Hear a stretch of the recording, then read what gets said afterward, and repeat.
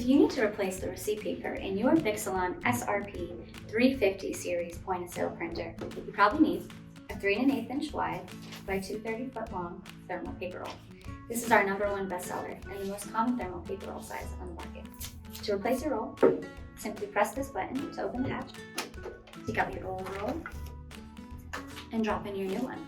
But you want to make sure you're putting it in with the paper feeding under and not over. And that's because underneath is where the shiny thermal side is. So, drop it in, pull off some paper, close it, tear off the excess, and you are ready to roll. All of our thermal paper rolls are BPA free. We also have the color paper roll options, parchment paper rolls, phenol-free paper rolls, and more to fit your Bixalon SRP 350 series printer.